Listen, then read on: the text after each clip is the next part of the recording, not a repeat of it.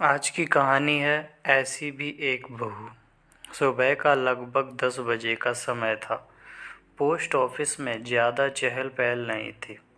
Post office के मेरे cabin से पूरा पोस्ट ऑफिस मुझे साफ दिखाई देता था। मेरी नज़र एक 40 से 42 साल की महिला पर गई। दिखने में सीधी सादी, मेकअप रहित, प्रभावशाली व्यक्तित्व वाली, पहनावे से मध्य वर्गीय लग रही थी। जिस तरीके से वह ऑफिस के कर्मचारियों से बात कर रही थी, यद्यपि मुझे उनकी बातचीत सुनाई नहीं दे रही थी, इसके स्वभाव की नम्रता साफ झलक रही थी। थोड़ी देर बाद मैंने देखा तो वो बेचैन सी बेंच पर बैठी थी। शायद उसे किसी का इंतज़ार था। इतने में पोस्ट ऑफिस की एक एजेंट आई। उस महिला ने एजेंट से कुछ बात की और एजेंट ने अंदर आकर मुझसे पूछा, सर, इनकी आरडी मैच्योर हो गई है। लगभग 9,000 की रकम है, लेकिन शर्मा जी कह रहे हैं कि अभी कैश नहीं है। 11 बजे बैंक खुलने पर ही पेमेंट हो सकता है। सर, मैंने पार्टी को बताया था कि मैं उनका पेमेंट जल्द ही करवा दूंगी। क्या कहीं से कैश का बंदोबस्त हो सकता है? हालांकि इतनी रकम तो पोस्ट ऑफिस में रहती है, लेकिन पहले दिन बैंक की छुट्टी होने से आज कैश नहीं थी। मैंने शर्मा जी को बुलाकर उनसे बात की, लेकिन उन्होंने कैश उपलब्ध ना होने की बात ही दोहरा दी। एजेंट से उस महिला को 11:30 बजे तक इंतज़ार करने को कहकर मैं अपने काम में व्यस्त हो गया, क्योंकि बैंक खुलने के बाद कैश लाने में भी आधा घंटा तो लगेगा ही। थोड़ी देर बाद मैंने देखा कि एजेंट तो जा चुकी है और वो महिला बड़ी बेसब्री से कैश लाने वाले लड़के का इंतज़ार कर रही है। 11:35 को वो महिला लगभग रुआसी होकर मेरे केबिन में आकर कहने लगी, सर, मेरी बुजुर्ग सास जो कि 85 साल की है, उनके खाने का समय हो रहा है। मुझे उन्हें समय पर खाना खिलाना है। कैश आने में और कितना समय लगेगा? अब लड़का आता ही होगा। उसे देखकर सहज ही अनुमान लगाया जा सकता था कि उसके लिए एक एक मिनट कितना महत्वपूर्ण है। मैंने किसी बहू को, सास को वक्त पर खाना खिलाने के लिए इतना व्यग्र होते पहली बार देखा था। मेरा काम करने में मन ही नहीं लग रहा था। पूरा ध्यान उस महिला पर ही केंद्रित था।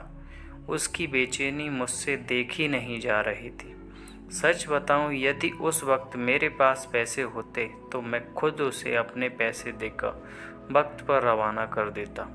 कैश आने पर मैं अपने पैसे ले लेता, लेकिन हाय री किस्मत, मेरे पास भी इतने पैसे न थे। मैंने उसे बुलाकर कहा, आप यहाँ पर हस्ताक्षर कर दीजिए ताकि कैश आने पर आपका उतना वक्त भी बचे। उसने हस्ताक्षर कर दिए और बेंच पर जाकर बैठ गई। 11:45 हो गए, लेकिन लड़का नहीं आया। अब उसका धैर्य जवाब देने लगा। वो मेरे पास आकर कहने लगी, सर, मैं अब और इंतज़ार नहीं कर सकती। मेरा घर भी दूर है, खाना बनाने में भी वक्त लगेगा। मैं कल आकर कैश ले जाऊंगी। देखिए, आपने फॉर्म पर हस्ताक्षर कर दिए हैं, इसका मतलब है कि आपको कैश मिल गई है। अतः कैश तो आपको अभी ही ले जानी होगी। अब वो कुछ ज़्यादा ही परेशान हो गई। 11:55 को वो फिर मेरे पास आई। माफ़ कीजिएगा, मैं और इंतज़ार नहीं कर सकती। मैं जा रही हूँ। मुझे मेरी सास को वक्त पर खाना खिलाना है, चाहे इसके लिए मेरा इतने रुपयों का नुकसान ही क्यों ना हो जाए। और वो सचमुच में चली गई। मैं और मेरा पूरा स्टाफ भौचक्का होकर उसे जाते हुए देखता रह गया।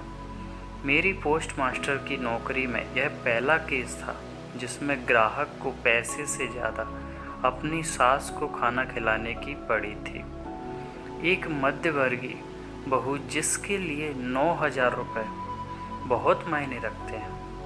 पूरे 12 महीने थोड़े थोड़े पैसे जमा कर कर उसने यह राशि जुटाई थी। इतनी सहजता से पैसे छोड़कर कैसे जा सकती है? हम सभी को यह बात हजम ही नहीं हो रही थी। आजकल ही नहीं तो प्राचीन काल से ही सास बहू का रिश्ता एक ऐसा रिश्ता कहलाता है जिसे जैसे न चाहते हुए दोनों ही निभाती हैं।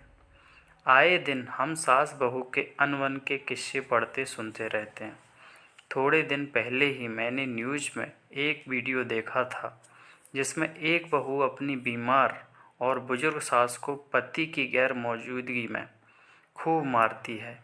ऐसे में मुझे अपने कानों पर, अपनी आँखों पर विश्वास ही नहीं हो रहा था कि ऐसी भी कोई बहू हो सकती है जो सिर्फ सास को वक्त पर खाना खिलाने के लिए। मैं यह सब सोच ही रहा था कि उतने में वह महिला और कैश लाने वाला लड़का दोनों ने एक साथ प्रवेश किया। हुआ ये कि जैसे ही वो महिला बाहर गई वैसे ही उसे लड़का आते हुए दिख गया। हमने जल्दी से उसे कैश देकर रवाना किया। मुझे और मेरे पूरे स्टाफ को ऐसा लग रहा था कि जैसे हमने उस महिला को कैश सौंपकर बहुत बड़ा काम किया हो।